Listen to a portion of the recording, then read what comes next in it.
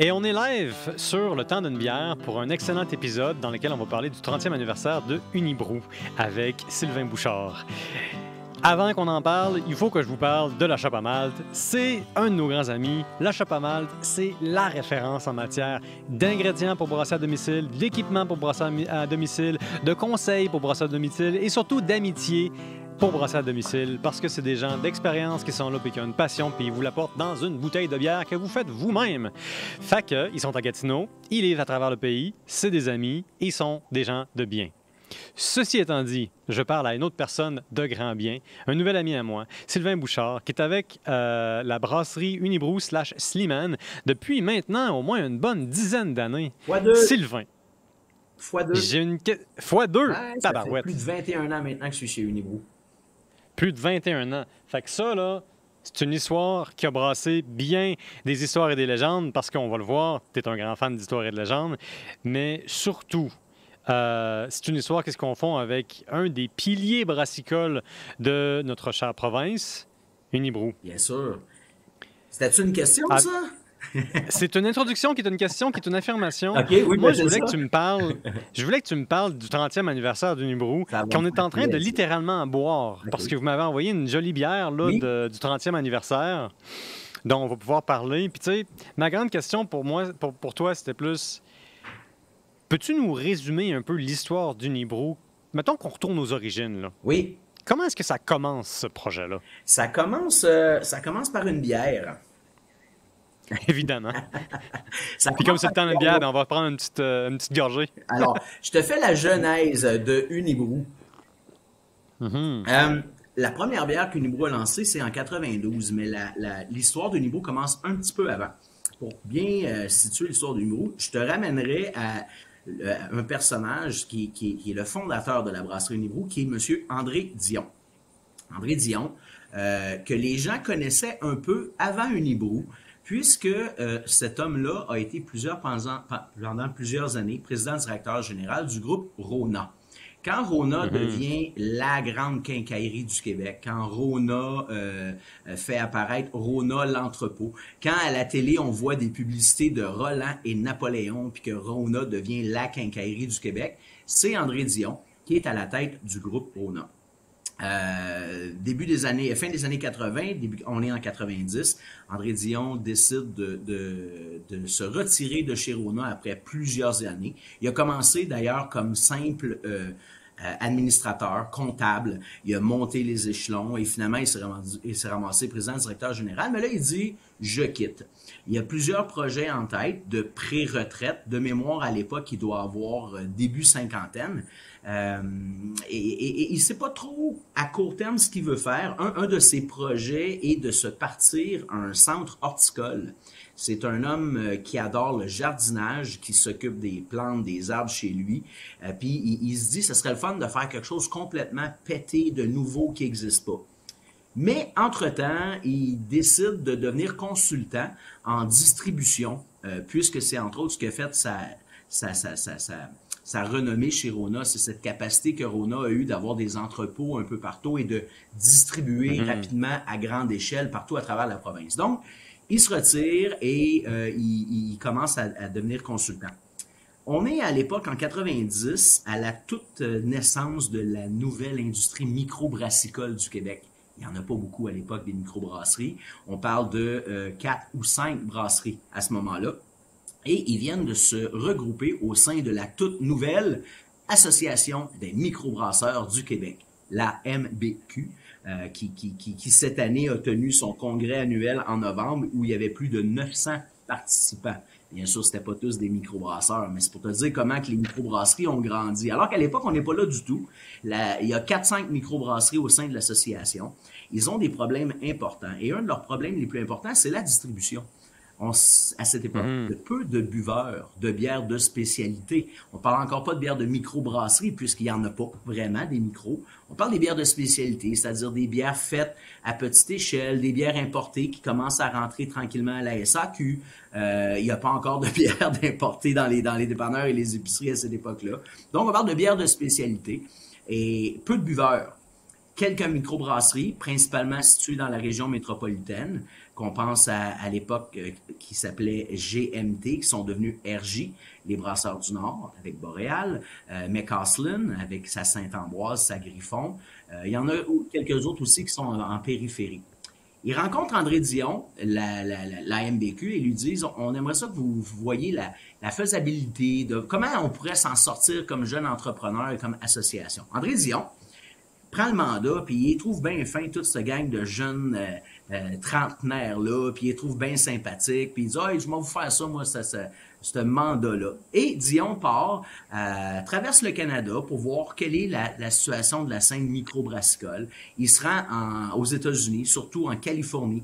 Il se rend en Oregon. Il se rend dans l'État de Washington, Portland et machin truc. Et il se rend compte que la microbrasserie, déjà, en 90, c'est gros. C'est gros par rapport à ce que c'est au Québec, mais c'est toujours 10 ans en avance. Fait qu'il dit, wow, il y a de l'avenir là, c'est intéressant. Il va voir ce qui se fait en Europe. Il se rend compte que, OK, il y a une résurrection des petites brasseries spécialisées, même en Belgique, qu'en Angleterre, il y a la Camera qui fait campagne pour le retour des Real Ale. Puis il voit qu'il y a une émergence que les gens un peu partout en Occident sont un peu, on va dire, tannés des bières blondes, commerciales. Il n'y avait pas d'autre chose. Mais on sent que... C'est la révolte contre la lager. Ben, oui, la lager ou les blondes qui goûtent les lagers. Parce que même ici, il y avait des blondes, pour pas les nommer, mais les gros brasseurs faisaient des blondes ale. Et que les gens n'étaient pas capables de faire la différence entre les ale blondes et les lager blondes. Donc, je dirais plus les bières de soif, insipides, et puis ils n'étaient pas comme ça parce qu'ils étaient mauvaises à l'époque. Ça répondait à des besoins. Les gens voulaient des bières peu goûteuses et tout ça. Anyway, Dion, il revient, puis il se rend compte que, waouh, il y a de l'avenir là-dedans. Puis il dit à l'association, il dit, moi, je vous propose quelque chose. Je vais me fonder une compagnie avec un de mes amis, ami en question qui s'appelle M. Racine, qui est un entrepreneur de la région de Sherbrooke, entre autres les meubles Shermag. Et il dit, moi, je vais fonder une compagnie qui s'appelle Unibrou et je vais distribuer vos bières. Brassez à gauche et à droite, vendez à gauche et à droite, et moi, j'aurai une compagnie de distribution, ce qui n'existe pas à l'époque. Distributeur de bières de microbrasserie. Donc, Unibrou n'était pas une brasserie, Unibrou était une compagnie de distribution. Et ça n'avait pas l'intention de devenir une microbrasserie à l'époque. C'était juste de la distribution. Juste la distribution. Cela dit, la chicane pogne au sein de l'Association des microbrasseurs du Québec. Je nommerai pas de nom parce qu'on me les a pas confirmés, mais j'ai entendu des choses à gauche et à droite. Un tel était pas très content. Là, faites les relations que vous voulez, il était 3-4. Un tel était pas content. Il y a eu de la bisbille dans la bise. C'est ça qui compte. Il y a eu de la bisbille. C'est-à-dire qu'un disait, ouais, mais là, attends un peu. Si le gars qui distribue connaît mes bons spots dans telle région, que là, je suis assez tout seul, puis que l'autre... Finalement, Unibrou ne distribuera jamais une seule bière des autres microbrasseries.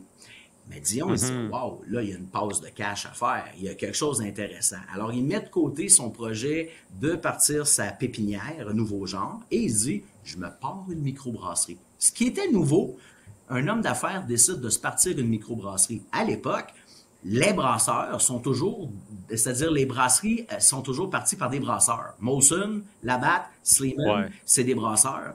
GMT, c'était trois chums qui brassaient. McCaslin, c'était Helen Boonsvard, la femme de Peter, qui était la brasseuse ou la brasseur.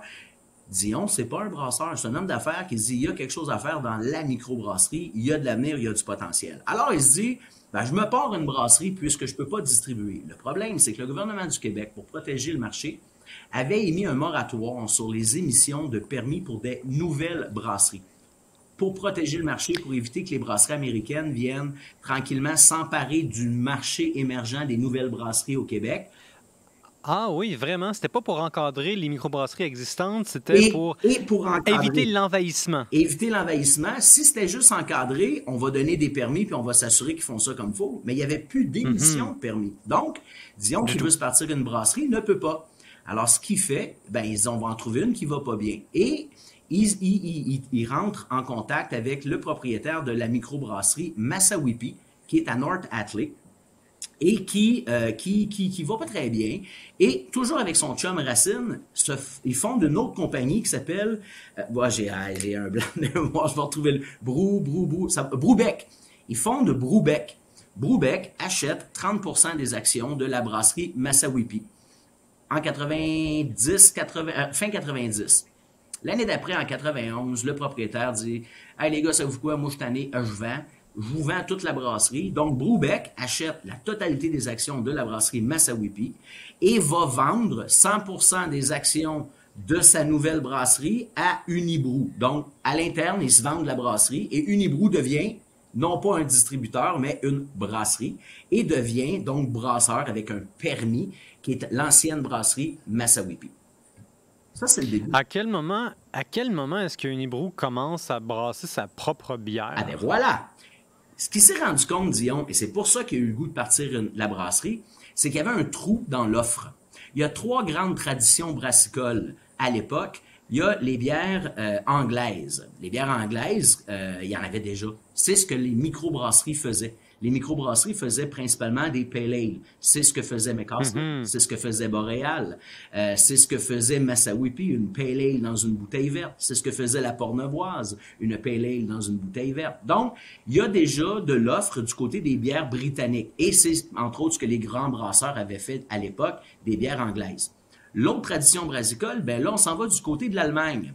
Les Allemands font des ales, bien sûr, mais c'est pas ça qui fait que les Allemands sont connus. C'est les lagers. Les lagers, entre autres les pilsner, ben ça, il y en a en masse sur le marché. Et c'est ce que faisaient à l'époque rouler les gros brasseurs. Il y avait Belle Gueule et de la brasserie RJ, GMT à l'époque, qui est devenue RJ, qui était chez RJ, eux avaient décidé de se spécialiser dans les lagers. Alors, Dion, il se dit, moi, je ne vais pas aller jouer du côté des ales anglaises, je ne vais pas aller jouer du côté des lagers allemandes.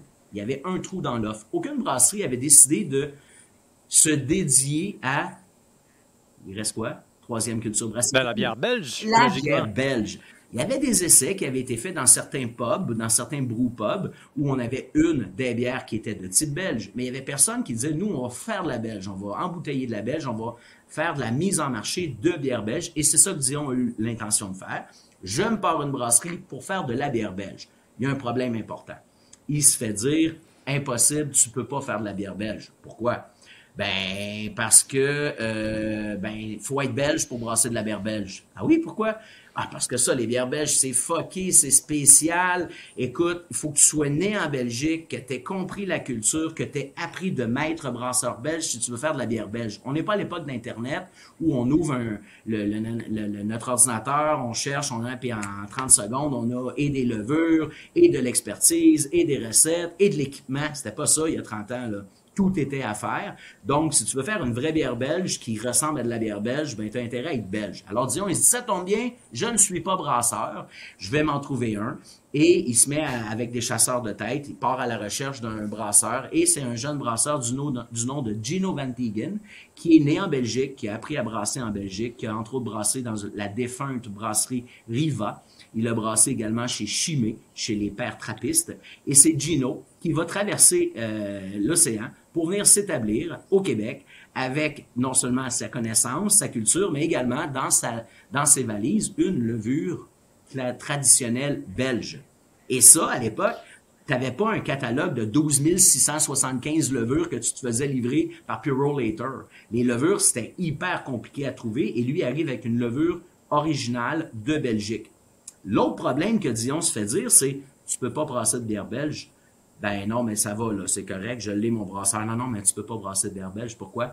Ben, parce que la bière belge, il y en a pas en bas de 6% d'alcool, à part les blanches puis les saisons. Et la loi interdit les bières de plus de 5,9% d'alcool. À l'époque, il y en avait une, entre autres, la Brador. Ce que je trouve très drôle, parce que dans mes recherches sur Unibrou, je suis tombé sur un article qui a été corroboré par quelques biérologues à qui j'ai parlé, qui me disaient que, techniquement, le jour où Unibrou a mis des bières en épicerie la première fois, qui étaient des bières belges au-delà de 7%, Unibrou a enfreint la loi. Ben, la loi, apparemment, n'a jamais été appliquée, par contre. Ben, exactement. C'est un délit technique, si on veut. Ben, et c'est drôle, parce que Dion qui se fait dire... Tu peux pas brasser de bière belge parce que... OK. Il dit, c'est quoi cette loi-là? Ah, c'est une loi fédérale. Et Dion est un nationaliste convaincu. Il dit, ah Oh ouais, mon Dieu. le fédéral veut pas. Non, mais qu'est-ce qu'on en a rien à foutre du fédéral? Savez-vous quoi? On va embrasser une bière belge. Le vin a 12 à 14 % d'alcool. Le Tia Maria, les liqueurs ont 18 à 23. Les spiritueux ont 40. Non, mais c'est quoi la vieille loi prohibitionniste nord-américaine qui dit qu'une bière peut pas avoir de plus de 5,9? Donc, il se dit, ben, on va le faire pareil, puis on verra bien ce qui arrivera. Donc, une des premières choses qu'Unibroue a fait, en plus de faire des bières de type belge, qui était complètement nouveau, c'est de lancer une bière qui était forte en alcool. La première bière d'Unibroue, c'est la Blanche de Chambly. On est en février. Jusque-là, ça va bien. La même année, en octobre ou en novembre, on décide de lancer la Maudite. Et c'est là que le trouble commence pour vrai avec ce que tu disais, qui est interdit, parce que sur l'étiquette, c'était pas écrit ce que l'on devait écrire jusqu'à ce jour, liqueur de Malte. C'était écrit bière. Et pourtant, la bière avait 8 %. Et c'est là où c'est interdit de le dire. La loi disait, en haut de 5,9, ça doit s'appeler une liqueur de Malte. Et Unibroue dit non, la Maudite, c'est une bière de type belge à 8 % d'alcool. Et 2 ans plus tard, fin 93, début 94, on lance la fin du monde à 9 % d'alcool. Alors, pendant plusieurs années, Unibroue était la seule brasserie au Canada à avoir des bières de plus de 5,9 % d'alcool. Et les gros brasseurs sont en arrière et ils regardent, puis ils font comme, ben, on va regarder ce qui se passe. Puis on regarde, puis finalement, la loi était tellement caduque, tellement une vieille loi qui avait plus de sens, ben, elle n'a jamais été mise en place. Et ça a pris 7-8 ans, peut-être 5-6 ans avant que, oups, Molson sorte une bière un peu plus fort, la Carnaval. Puis après ça, il y a eu d'autres essais qui ont été faits. Et tranquillement, on a vu apparaître des bières à 6,5, 7, 8, jusqu'à aujourd'hui, où il n'y a plus vraiment de limite. Bon, il y a une limite qui est à 11,9, là, mais la loi n'a pas été changée, elle a juste été modifiée au fil des ans. Mais tu as raison, au départ, quand Unibroue arrive avec ses bières belges, ben là, on choque vraiment les colonnes du temple avec des bières qui étaient illégales. D'ailleurs, c'est une des raisons qui fait que la Maudite, qui était la première bière forte à 8 %, s'appelle la Maudite.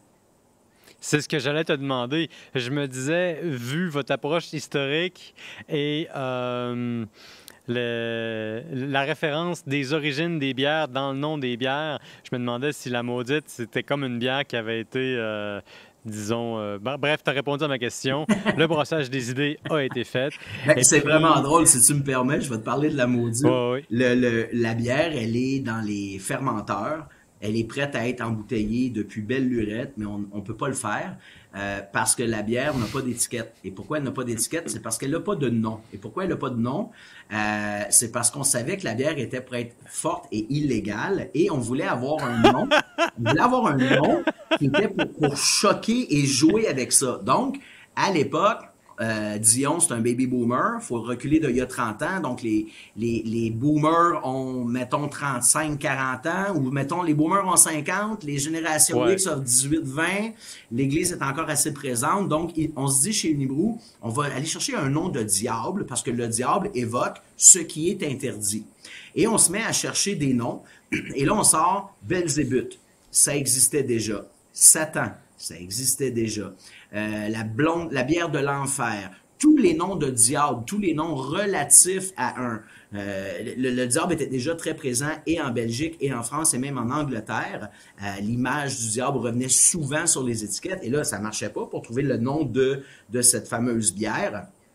À tout le moins, on décide de mettre sur l'étiquette Lucifer. Puis on est encore en train de chercher le nom. Et un jour... dans la salle de réunion, Robert Charlebois vient de se joindre à l'équipe à ce moment-là. André Dion est là, le brasseur est là, plusieurs personnes qui sont plus de ce jour parmi nous sont là. Assaf Mirza, le créateur des images, est là. Et Madame Marcille, la femme d'André Dion, rentre dans la salle de réunion, dépose une pile de documents sur la table et elle dit, c'est une dame très bien mise qui est allée au couvent, qui parle bien, en tailleur. Elle dépose la pile de documents et elle dit, je ne sais pas pourquoi j'ai l'impression qu'il n'y a que moi qui travaille dans cette compagnie-là. Comment se fait-il que vous n'avez pas trouvé de nom encore à cette maudite bière-là? Et ça a été le moment de révélation ultime. De révélation divine. Alors, la première chose, c'est André qui dit, Ah ben voilà, c'est comme ça qu'on va l'appeler. Puis là, quelqu'un il dit, ben non, mais attends, elle a pas dit non. Là, non, non, on va l'appeler la maudite. Puis là, ben voyons donc, André, on peut pas appeler notre bière la maudite. C'est comme de Ouais. sacrer. Puis là, on sacre pas en public à l'époque, là. Fait que là, il dit, non, non, Ouais. non, non, faut choquer les esprits. Puis là, il y a Robert Charlebois qui est en autour de la table. Puis André lui dit, Robert, tu as été le premier à sacrer sur scène. Tu incarnes le mal et le Tu vice. incarnes le sacrage. Tu représentes le malt absolu. Ben, Veux-tu fermenter avec nous sur le chemin de la brasserie?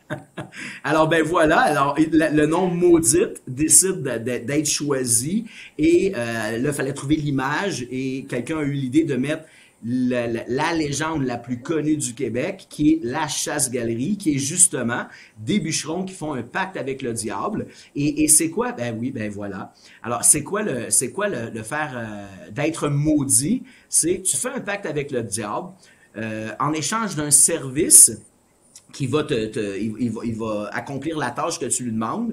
Lui, en retour, un jour, il revient, il prend ton âme et t'amène en enfer. Tu peux, à partir de ce moment-là, faire ce que tu veux, être mauvais avec tes parents, tromper ta femme, bougonner, bardasser tes parents, crosser le gouvernement. C'est pas grave, en bout de ligne, tu vas aller en enfer anyway. Et donc, c'est ce que l'Unibrou a fait. Ne pas se soucier des conséquences en disant, on va le faire. Et s'il faut, on va faire changer la loi. Donc, c'est ce genre de truc-là qu'Unibrou a fait dès le départ, de brasser la cage et d'essayer d'amener la bière beaucoup plus loin. André Dion, d'ailleurs, quand l'idée est venue de faire de la bière, ce qu'il voulait, c'est de devenir la meilleure brasserie au monde. Il voulait pas faire une bière juste pour faire une bière pour faire triper ses amis. C'était pas ça. C'est un homme d'affaires. Donc, lui, il s'est dit, il y a un potentiel, il y a moyen de devenir gros, il y a un trou dans l'offre. Je veux une bière haut de gamme. Et c'est un peu pour ça qu'il est allé du côté des bières belges. Il n'en avait pas vraiment.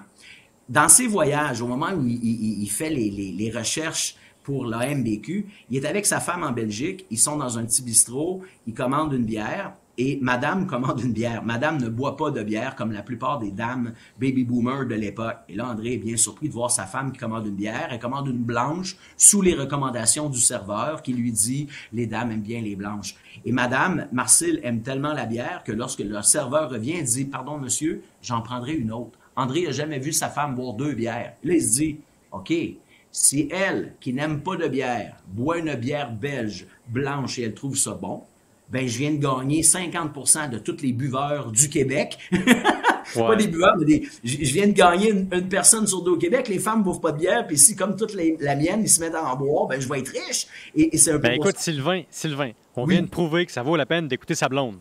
Ben oui, dans cette circonstance-là, oui. Je viens de réaliser que j'ai fait un jeu de mots, je devrais en dire sa conjointe / femme, mais écoute, je trouve ça fascinant, puis un peu hilarant parce que ça fait 2 reprises que tu me dis que sa blonde / femme a eu un rôle assez fondamental dans l'organisation de sa brasserie.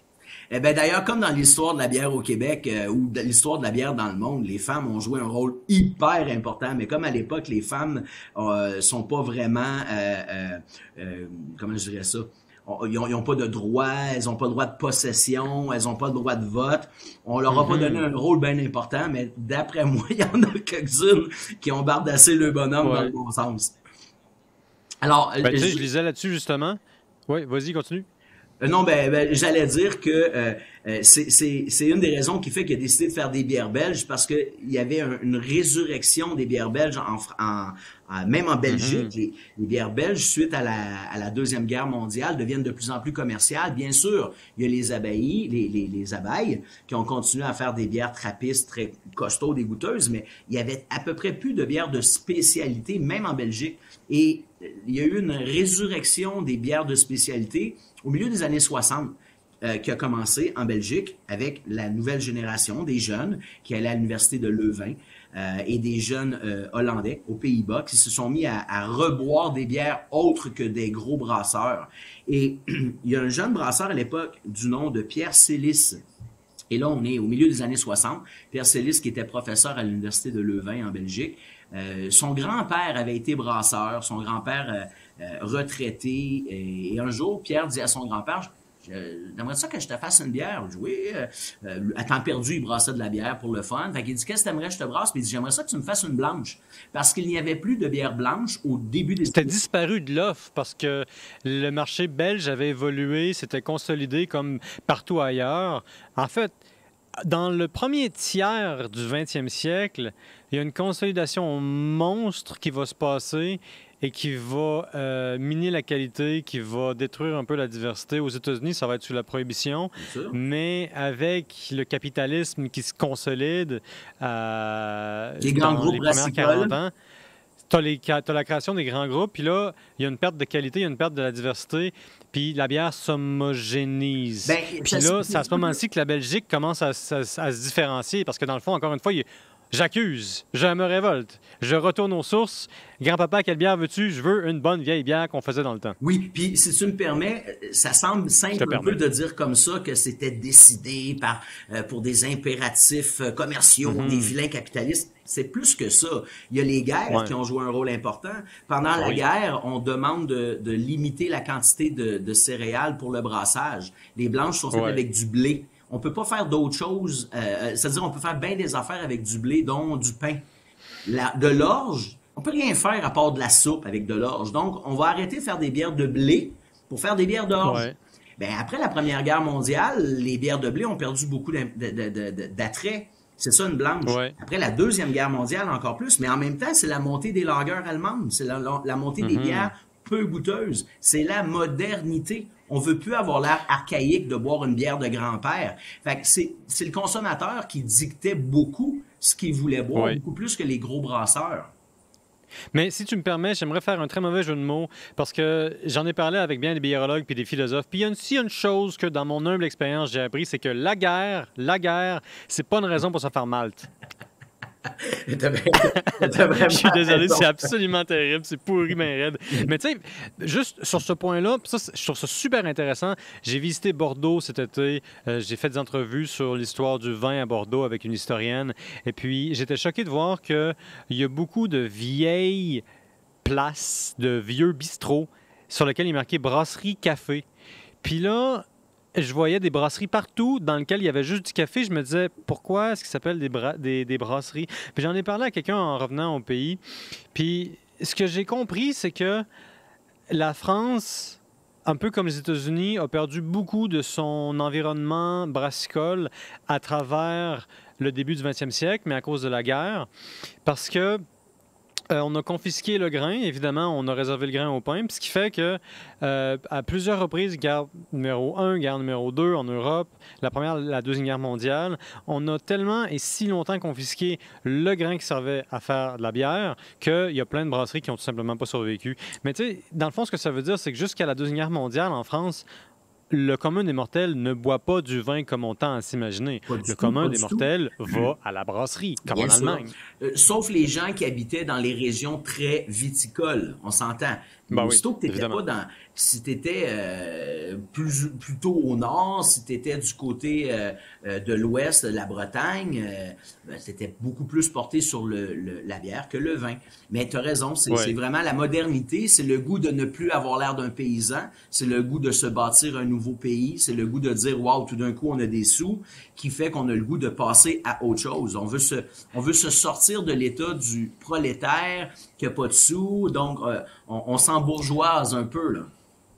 Mais là, tu me tends une gigantesque perche culturelle et économique et historique. Écoute, on parle d'Unibrou dans des années où est-ce qu'on fermente une révolution d'émancipation de la tutelle fédérale au Québec. Il y a Charlebois, Charlebois qui rentre et qui incarne la nation québécoise en pleine célébration de ses capacités. T'as André Dion qui a lui-même la vibe québécoise. Dis-moi, Unibrou, là, ça se nourrit de l'esprit révolutionnaire.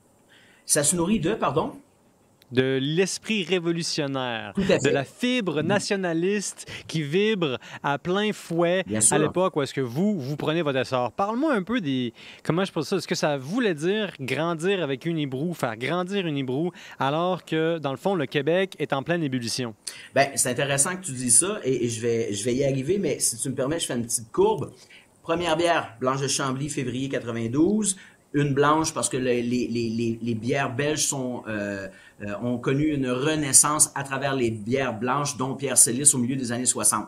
Deuxième bière, on est en octobre 92, c'est la Maudite, dont je parlais, qui était la première bière forte, puis blablabla. Bla, bla, bla. L'année plus tard, une année et demie plus tard, début 94, Unibrou décide de lancer son troisième produit, qui est une triple belge, qui est la fin du monde. Et là, l'image que Unibrou, parce que dès le départ, c'était clair Unibrou était pour faire des bières de type belge, mais l'enlignement des étiquettes était encore pas, les étiquettes et les noms étaient pas déterminés.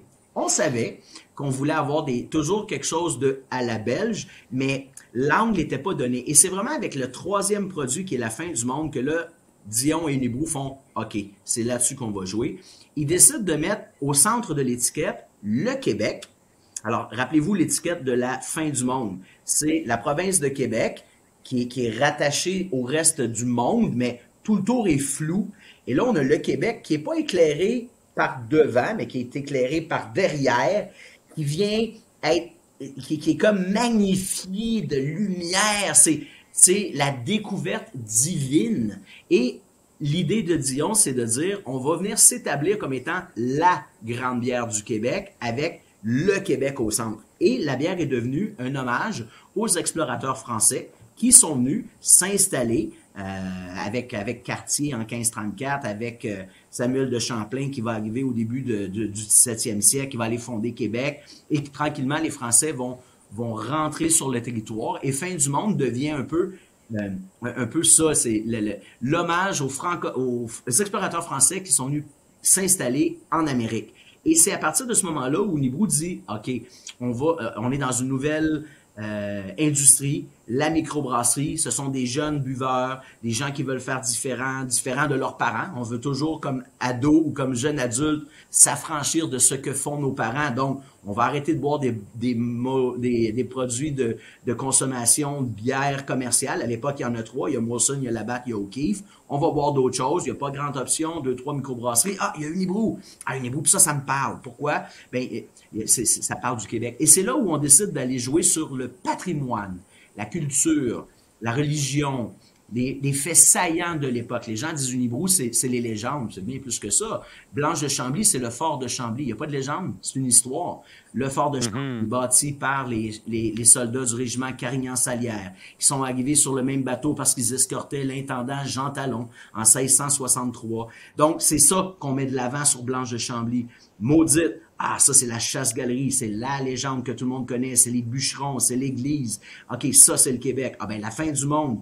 Ah, le centre de l'univers. C'est le bout de la mer où tu pètes. C'est le Québec. Après ça, c'est Raffman. C'est ici que l'univers arrête et où commence, dans dépendamment les faits, du point de vue. C'est la plus belle place au monde. C'est l'or. et après ça, ben, c'est quoi? C'est Raffman qui est sorti en 95. Hommage à quoi? Ben, aux bûcherons. Mais aux bûcherons par le biais des Hollandais et des Écossais. Et qu'est-ce qu'ils buvaient? Les Hollandais? Ah, bien vraiment? sûr. Les Hollandais et les Écossais, qu'est-ce qu'ils buvaient? Ils buvaient du whisky.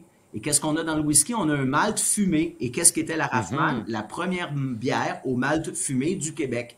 Et donc, sur l'étiquette, eh ben, c'est ce qu'on voyait. On voyait un draveur. Et souvent, les draveurs, c'était des Irlandais. C'est ceux qui avaient le moins d'importance dans le groupe. S'il y en a un qui se naille, là, faut pas que ce soit un Anglais. Ça vaut trop cher. Un Écossais, non, c'est le petit boss de l'anglais. Ben, on va envoyer un Québécois. Ah non, le Québécois, c'est un bon père de famille. Fait qu'il reste qui en bout de la ligne? Il reste l'Irlandais. Mais il y a deux choses il y a deux choses que je note là-dedans. Il y en a une qui me surprend un peu, c'est la présence de Hollandais au Québec. Leur rôle, excuse-moi, je suis pas familier avec. j'ai trop Tu me parlais d'Hollandais. Depuis tantôt, je suis Hollandais. On vient de commencer. Des Écossais, OK. Parce que tu me parlais d'Hollande. Non. Il y a eu des Hollandais. Oui, mais les non, Hollandais ont un un rôle. OK. Écossais. Puis là, ce que tu me dis, c'est que dans le fond, tu nous rappelles une époque qu'aujourd'hui, on imagine à peine, surtout chez les jeunes générations qui, comme d'habitude, oublient l'histoire, ou en tout cas oublient la plus vieille histoire et se concentrent sur l'histoire plus récente, ou sinon elles ne le font pas du tout, qui est le Québec a été une zone de stratification sociale où les Français ou les colons français, pendant l'histoire de la Nouvelle-France, c'était ils étaient en bas de la chaîne, autrement dit. Puis après ça, il y a plusieurs autres groupes d'immigration qui se sont joints. Puis après ça, ça a été leur tour d'être en bas de la chaîne. Puis tu sais, jusqu'à très récemment, dans le fond, puis ça, c'est un peu l'histoire du monde, jusqu'à 3-4 générations, la plupart des gens qui sont la majorité dans leur pays sont au bas de la chaîne. Ben, ça a été ça ici. Dans les faits, les premiers qui sont arrivés ne sont pas des Canadiens, c'est des Français qui arrivent de France, ils s'installent pas, ils repartent après chaque saison.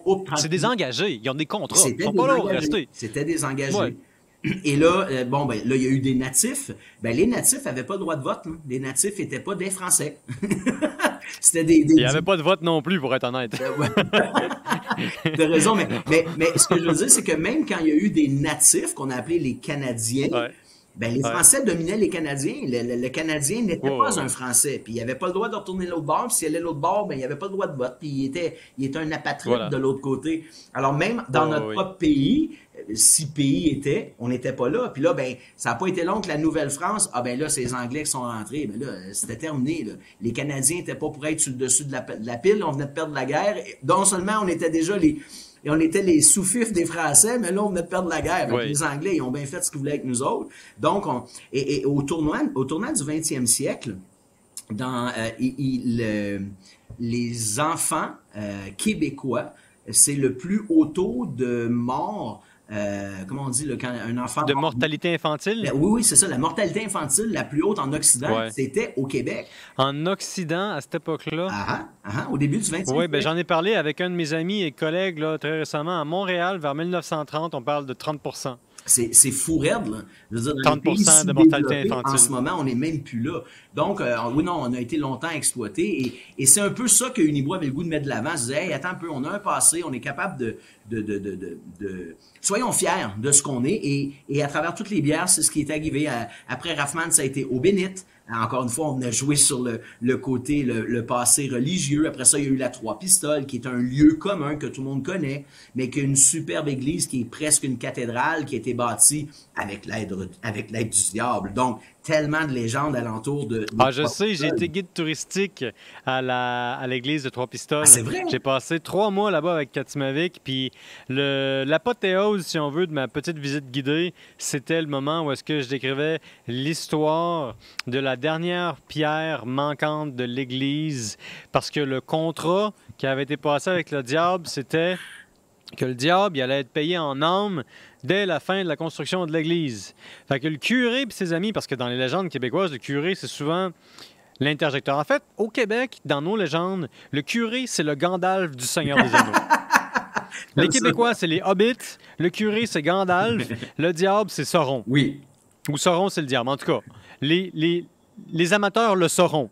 Bien sûr. Et puis, c'est pourri comme jeu de mots. Fait que là, le curé, étant évidemment un magicien autorisé par les bonnes autorités, s'entend qu'en catimini, ils vont cacher la dernière brique. Fait que la dernière pierre, parce que c'est une pierre, c'est pierre sur cette bière, je ne bâtirai pas mon église. Fait que l'église n'était pas finie. Donc le diable, il n'a jamais eu ses âmes. Puis ça, d'ailleurs, c'est une universalité. En France, cette légende-là, la construction sociale de la légende, elle est universelle dans le sens qu'en France, on a des histoires dans les Pyrénées de fées des ponts qui, à l'époque de la christianisation, sont devenues des légendes où est-ce que le curé, pour faire construire un pont, faisait un pacte avec le diable, mais faisait une espèce de manigance divine avec le diable pour se jouer du démon, ce qui veut dire que soit il donnait une âme, mais c'était pas l'âme d'un homme, c'était l'âme d'un chat, ou alors il manquait une pierre au pont, fait que le pont était jamais terminé. Puis tu sais, ça, là, ça célébrait la gloire de l'Église. Ah oui. Parce que même si, en principe, ça appartient au peuple, en réalité, ça montre à quel point les autorités accessibles de l'Église sont futées et sont nécessaires. J'aime ça. Ça, c'est méta, là. Je m'attendais pas à parler de ça dans un épisode sur le 30e d'Unibroue. Mais c'est drôle parce que je lisais à un moment donné, il y a plusieurs années, que, comme tu dis, la plupart des légendes qu'on a ici sont des légendes qui nous viennent d'ailleurs, mais qui sont adaptées à notre réalité et tout. La chasse-galerie, ça remontait tellement loin qu'on disait même, non, mais Aladdin, il se promène sur quoi? Un tapis volant, oui, Tapis oui. volant. Puis à part ça, Donc, il fait appel Oui, à la magie du djinn. Le djinn, qui est oui. quoi? Qui est le génie, qui est finalement le diable pour les musulmans. Donc, tu vois, on n'a pas inventé grand-chose. Oui, puis ce qui est drôle, c'est que, ben, c'est drôle, c'est pas drôle, c'est juste un fait intéressant à noter parce qu'on est dans la comparaison historique puis religieuse, on est en train de prendre une méchante débarque, mais j'aime ça. Au début C'est du normal, c'est le temps de missionnariat... prendre une bière, puis dans ce temps-là... Ben, écoute, c'est le temps d'une bière, puis je suis en bonne compagnie, puis je parle avec la bonne personne pour étoffer, disons, nos interprétations mythologiques de choses relativement contemporaines et disons, comment je pense ça, quotidiennes et accessibles comme de la bière. Bref, tout ça pour parler des djinns. Quand le prophète Mohammed commence son missionnariat, il y a des gens qui l'écoutent précisément parce qu'ils pensent qu'il est habité par le djinn, qui est un esprit d'inspiration qui se promène puis qui est vu de différentes façons. Mais tu sais, à l'époque, quand cette aventure-là commence, on l'écoute en partie parce qu'on se dit, mais il est éloquent, il parle bien, il a l'air d'être habité par quelque chose de divin. On se dit, ben, il y a un djinn, parce que c'est l'instrument de compréhension métaphysique qui était disponible à l'époque. Tout ça pour en revenir à la chasse-galerie. J'ai un autre exemple pour toi. Pour en dire que c'est normal qu'en 2022, le monde au Québec ait découvert le djinn, parce que comme on sait... oui, ben, comme tu sais, le Moyen-Orient et le djinn, ça va main dans la main. C'est ça. Mais un autre exemple que je voulais apporter, c'est... le char de reine du Père Noël. Ouais. Il y a beaucoup d'interprétations historiques récentes autour de la connexion entre les visions de reine qui tirent un chariot dans le ciel avec le Père Noël, les Vikings, les populations scandinaves et l'Amanita muscaria, qui est un champignon psychédélique. Or, les reines, par excellence, ce qu'ils font, c'est que dans les pays nordiques, ils sont attirés par l'urine. Parce que de l'urine, ça contient du sel, puis en situation de carence, ben, il manque de sel, fait que les reines, effectivement, ils savent qu'il faut boire de l'urine. Pourquoi je te parle d'urine? Ouais. Ça n'a tellement aucun rapport avec Unibrou, mais je trippe ma vie, fait que je vais continuer. Je trippe ma vie, fait que je vais continuer. C'est que la Manita muscaria, c'est un champignon qui, dans les bonnes circonstances, est hautement psychédélique, t'hallucines. Puis la molécule est encore active dans ton urine, même qu'elle est plus active à travers l'urine, dans certaines circonstances, que dans le produit initial. Ce qui fait que si tu consommes le champignon, que tu t'en vas uriner dans la neige, la reine boit ça, la reine peut faire un trip puis commencer à bondir puis te donner des hallucinations. Puis là, ça devient comme un cycle de rétroaction, une boucle infinie, parce que toi, t'hallucines, puis le reine, il hallucine. Tu sais, quand on dit le petit reine au nez rouge, là. Je trouve que tu vas loin un peu, là. Oui. Non, mais ça vient pas de moi, là. Il y a plusieurs personnes qui sont intéressées à l'histoire du chamanisme et à l'utilisation de champignons qui sont un peu des parasites sur la céréale. Il y a le fameux ergot qui est un champignon parasitaire de plein de céréales comme le seigle. Et aussi l'orge. Cet ergot-là, dépendamment des conditions, peut être hautement hallucinatoire. Puis ça peut aussi te rendre malade, ça peut provoquer la gangrène, ça peut faire toutes sortes de choses. Au Moyen-Âge, l'ergot était associé, mettons, à des accusations de sorcellerie. Tout ça pour en revenir à Unibrou. Oui. Parce qu'il y a un moment où est-ce que on est en train, dans le fond, de faire le portrait d'une grande célébration sociale, un contexte en pleine ébullition. Vous avez des bières qui, à chaque itération, s'approprient encore plus le patrimoine légendaire du Québec. Et puis là, il y a une chose dont on n'a pas parlé. Oui, mais la figure de Robert Charlebois. Oui. Son rôle dans la microbrasserie. Alors, on est au tout début. André Dion, homme d'affaires, décide de dire, bon, OK, j'ai besoin d'un brasseur, c'est réglé. Une ligne directrice, c'est bon, je vais y aller avec les bières de type belge, puisqu'il n'y en a pas vraiment. Il y a 2-3 qui sont à gauche et à droite, mais mises en bouteille, refermentées, vendues en réseau, ça n'existe pas. Unibrou a été la première brasserie avec Blanche, maudite fin du monde, à faire une bière belge refermentée en bouteille avec une étiquette vendue dans les dépanneurs. Il n'y en avait pas. Il y en avait dans les pubs. Tu pouvais aller au Cheval Blanc à Montréal, tu pouvais aller à l'Inox à Québec, tu avais une Blanche, mais c'était pas refermenté. Alors que là, refermenté en bouteille vendu, c'est les premiers. Alors, on a un brasseur, on a un style de bière. Une des choses qu'André, et je vais arriver à Robert. André Dion, l'autre chose qu'il y a eu, c'est, moi là, je veux que la bière soit dissociée du peuple, petit produit cheap, vive l'argent et le vin. Je veux amener le monde brassicole plus loin que ça. Et Unibrou, depuis 30 ans, c'est tout ce qu'ils ont en tête. Comment développer une culture bière haut de gamme au Québec. Une des choses qu'il a fait. quand il est venu le temps d'illustrer ses produits, il s'est dit, bon, ben, j'ai besoin d'un illustrateur. Il a ouvert les pages jaunes, Chambly, graphiste. Il est tombé sur le nom d'un monsieur qui s'appelle Asaf Mirza, un immigrant pakistanais qui est arrivé au Québec au début des années 70, qui habitait à Chambly. Il appelle Asaf. Bonjour, j'aimerais te rencontrer, je me pars une brasserie, j'ai un petit local sur la rue de Bourgogne. Ils se rencontrent les deux, puis il dit, moi, là, j'ai besoin d'un artiste haut de gamme qui va être capable d'essayer d'illustrer ma bière pour qu'elle ait l'air la bière la meilleure au monde. Je veux que l'image soit tellement my God que tu penses qu'automatiquement, le produit qui est dans la bouteille, c'est la meilleure bière au monde. Et ça part comme ça. Donc, Asaf, un immigrant pakistanais, devient l'illustrateur des bières d'Unibrou. Alors, la chasse-galerie que tout le monde connaît, qui est tellement le Québec, ben, c'est un immigrant pakistanais qui est le créateur de l'image. Dans les faits, c'est pas lui qui le dessine, mais c'était le directeur artistique. Et c'est lui qui est arrivé avec l'idée de dire, on va toujours jouer là-dessus. On va jouer sur le côté patrimonial. Laisse-moi aller. Et c'est lui qui sort l'idée de la fin du monde et la Raffman. Alors, on est une brasserie, on a notre brasseur. On décide d'avoir notre alignement qui va être des bières de type belge. On a quelqu'un qui illustre, c'est Asaf Mirza, qui, OK, là encore, faut-il faire connaître le produit. Et c'est là où on est au tout début. Dion s'apprête à lancer la première bière qui est la Blanche de Chambly. Robert Charlebois revient de plusieurs années où il a habité en France. On l'a à peu près pas vu au Québec, à part de très rares présences. S'il venait pas longtemps, il repartait. Et là, il décide de revenir s'établir au Québec avec de l'argent, notoriété, puis bon, tout ça. Il est mis en contact avec André Dion, par ami interposé. Et André Dion lui dit, ça te tente-tu d'investir? Je me lance une brasserie. Ah oui, qu'est-ce que tu vas brasser? Je vais brasser des bières belges. Hein? Les bières belges, ça n'existe pas. Je le sais, on va être les premiers. Ah, wow, c'est cool, parfait. Il dit, qu'est-ce que tu vas brasser en premier? Il dit, ah, je vais faire une blanche. Une blanche? Mais non, attends, hey, moi, les blanches belges, c'est ça que je bois. Les bières en France sont pas bonnes, fait que les seules bières que je bois, c'est des bières belges. Moi, je bois de la blanche de Bruges, puis de la blanche de Bruxelles, puis il dit, ah ouais, ben c'est ça que je veux brasser. Il dit, on va faire une affaire avec toi.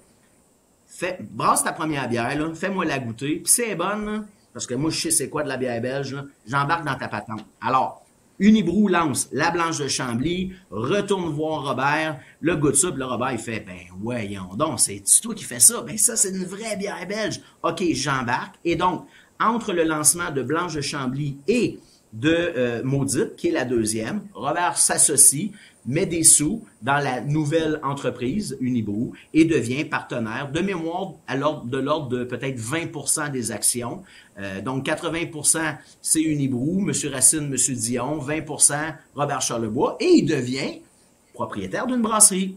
Et là, il part. Mais lui, il vient de revenir au Québec. Fait que là, à l'époque, il n'y a pas un poste de télé qui fait toute la province. T'as TVA à Montréal qui est le 10. T'as le 4 à Québec. T'as le TVA de Sherbrooke, t'as le TVA t'as des stations de télé partout, mais t'as la même chose avec Télé-Québec, t'as la même chose avec Radio-Canada. Donc, du coup, Robert, il se met à faire le tour de la province de Québec, il fait toutes les émissions locales.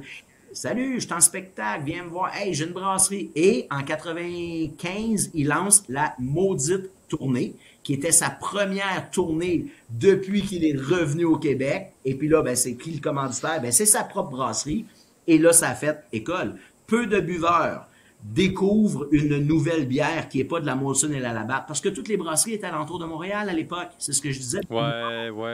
La première qui l'était pas. Puis Dion, lui, c'est quoi? Sa spécialité, c'est la distribution. Donc, quand il a eu le temps de distribuer ses premières bières, ben, il s'est pas attaqué à Montréal. Il y avait déjà 3-4 microbrasseries. Lui, il est allé partout où les autres n'allaient pas, puis il savait que les autres avaient un problème de distribution. Il l'avait rencontré pour ça.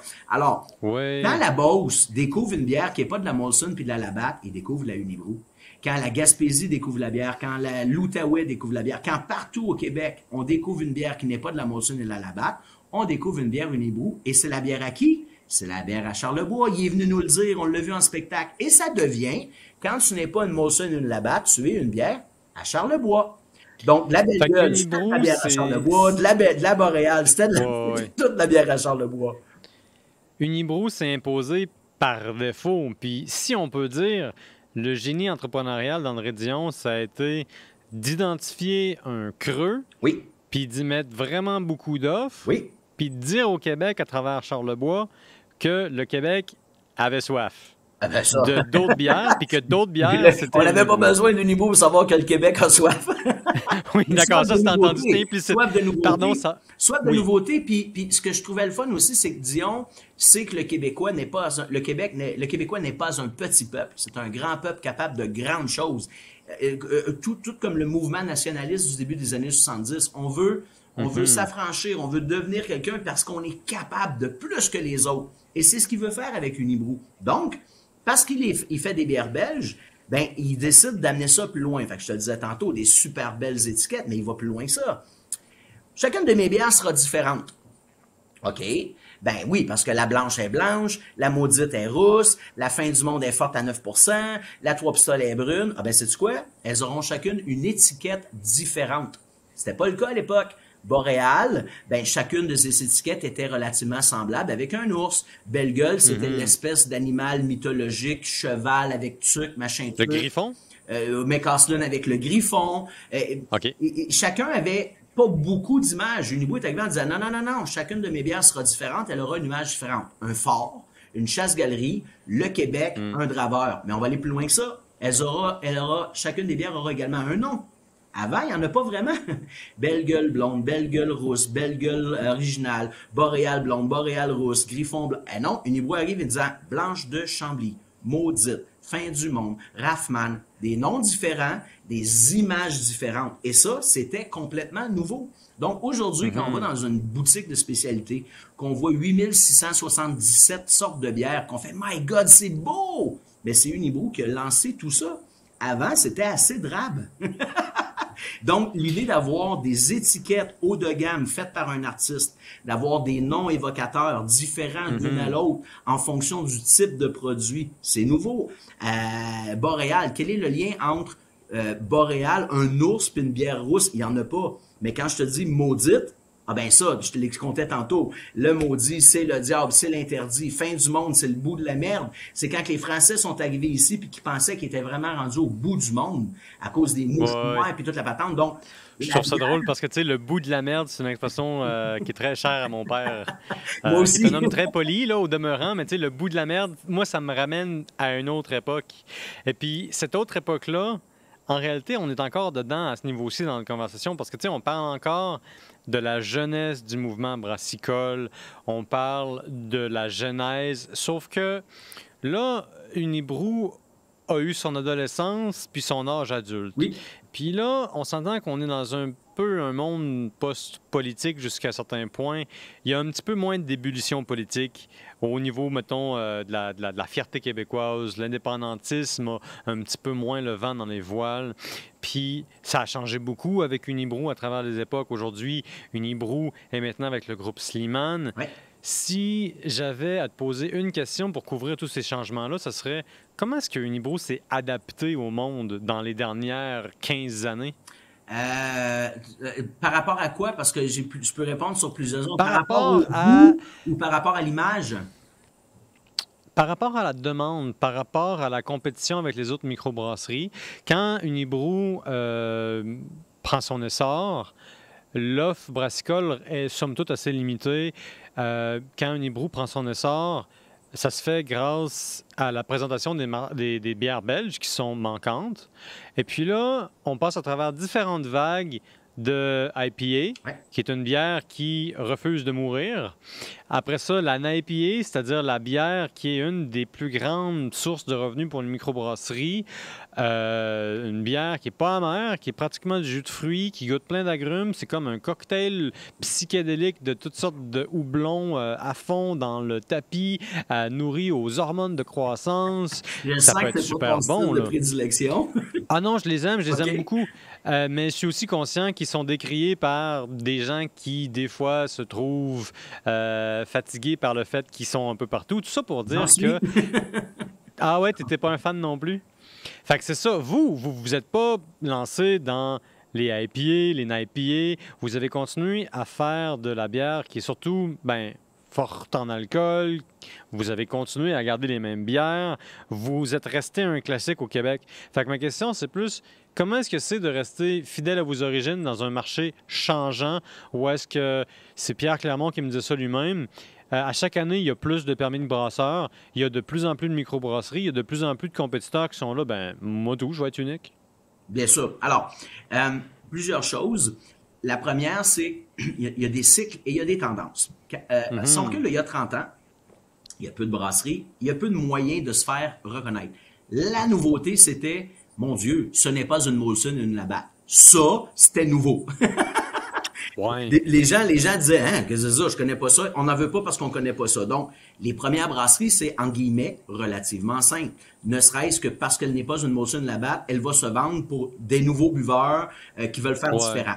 Après ça, ben là, Boréal est arrivé avec, entre guillemets, la première bière rousse au Québec. Bon, c'était pas une rousse, c'était une brune, mais il fallait dire rousse parce que brun, ça faisait trop peur. Donc, première bière rousse. Il y en avait déjà eu, mais on l'avait oublié parce qu'elles étaient disparues du marché. Donc, ça c'est nouveau, la couleur. Donc, on jouait sur la couleur. Boréal rousse, Griffon rousse, et ainsi de suite. OK, ça c'est nouveau. Quand Unibrou arrive, il y a encore pas beaucoup de trucs dans le marché. Ce qui était nouveau, c'était à la belge.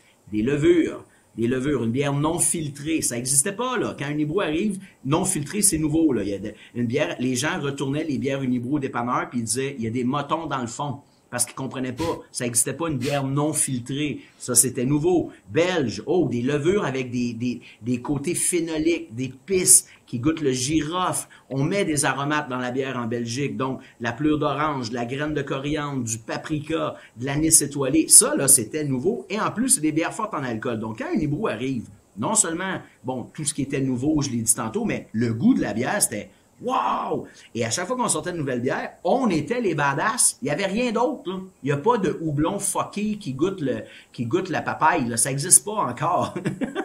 Donc, pendant longtemps, ceux qui étaient révolutionnaires, qui amenaient du changement, c'était Unibrou. Et là, on a vu apparaître les IPA. Les IPA qui sont anglaises, à l'origine, et qui ont été surtout mis de l'avant par les microbrasseries américaines et qui jouent sur les houblons. Les Belges, là, les houblons, il y en a, mais c'est pas ça qui est de l'avant dans leur bière. Donc, nous, on disait, on a notre créneau, on s'est fait connaître, on est dans bière belge, on reste dans bière belge, puis les IPA, ça va... 5 ans, 10 ans plus tard, à tous les jours. Pourquoi vous n'avez pas d'IPA, vous autres, chez Unibrou? Réponse facile, parce que c'est pas belge. Le problème, c'est quand les Belges se sont mis à faire des bières houblonnées, là, on a fait, oh mon Dieu!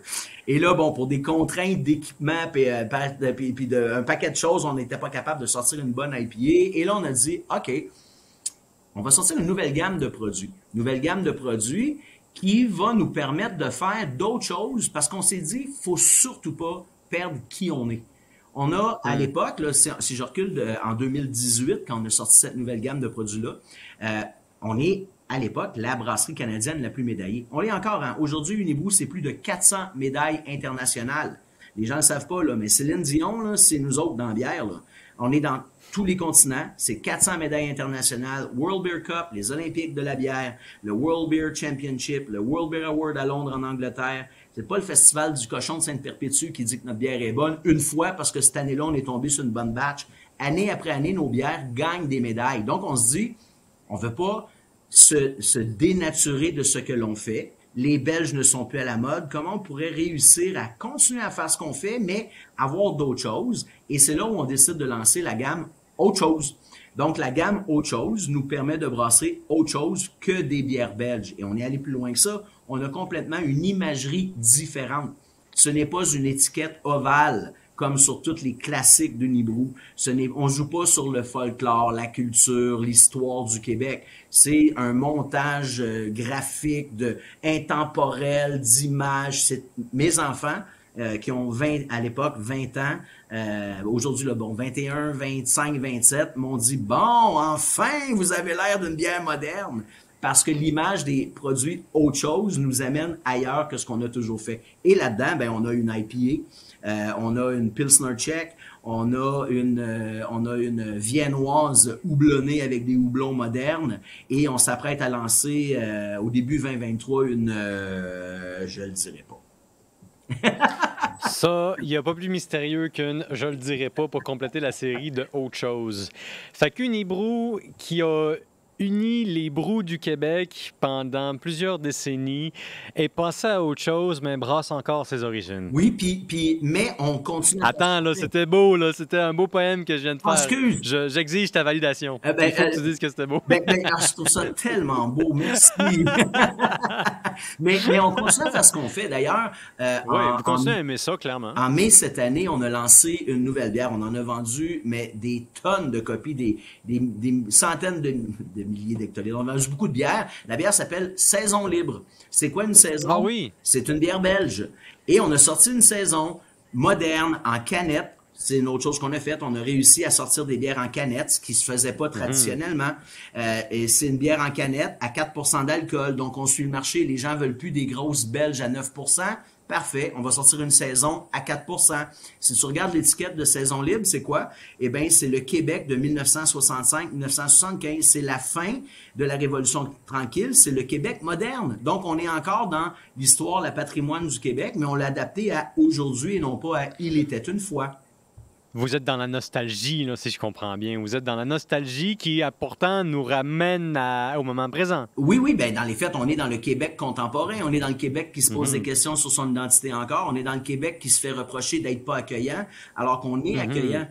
On est un peuple qui s'est fondé avec les arrivants, avec les Écossais, avec les Irlandais, avec tous les néos qui sont arrivés au début des années lors de la Première Guerre, tout le bloc de l'Est, avec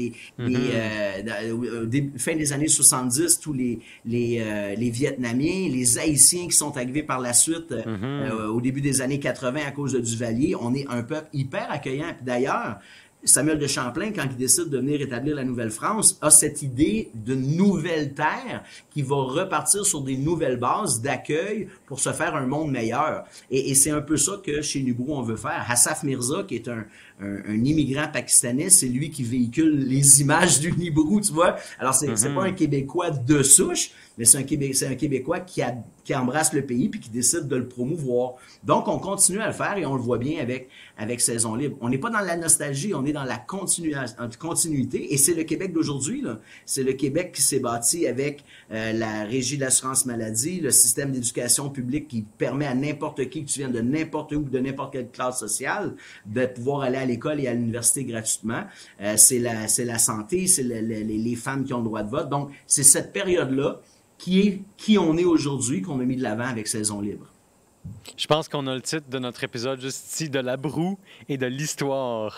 Comment brasser votre histoire en continu? Écoute, Sylvain, je peux pas suffisamment te remercier de t'être rendu disponible pour nous jaser de tout ça. C'est une histoire qui est fascinante parce que c'est une histoire qui se décline sur différents plans. C'est une histoire internationale, locale. Il y a du culturel, il y a de la légende. On a même parlé d'urine, de reine de Noël, ce que j'aurais jamais pensé qu'on aurait fait ensemble.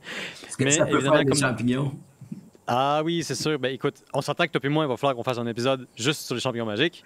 Mais dans tous les cas, c'est toujours un plaisir de jaser et je sais qu'il y en aura d'autres, mais je veux vraiment souligner un point pour les gens qui sont ni toi ni moi puis qui nous écoutent et qui nous voient et qui nous aiment et qui aiment notre contenu. N'hésitez pas à nous liker, à vous abonner, à nous suggérer du contenu, à nous poser des questions. Je suis quelqu'un de relativement interactif et en général, je réponds à mes courriels puis j'aime ça me faire des amis. Fait que je vous en prie, si vous aimez notre contenu, abonnez-nous, devenez des amis, allez voir Sylvain, allez lui jaser ça en personne, allez voir Unibrou, essayez ces dernières bières, surtout la saison libre. Et je vous rappelle que cet épisode vous est présenté par la Shop à Malte, qui est la référence si vous voulez brasser à domicile. Équipement, ingrédients, conseils, amitié. Allez les voir, ils font de la formation, ils sont gentils, ils vont vous accompagner dans la création de votre prochain opus brassicole. Et si ça, c'est pas de la poésie, je sais pas qu'est-ce qu'il y en est. Encore une fois, mon Sylvain, un gros merci pour être avec moi aujourd'hui pour le temps d'une bière que j'ai fini avec toi. Santé tout le monde. Merci de À la prochaine. C'était super agréable. Ciao. C'est un plaisir.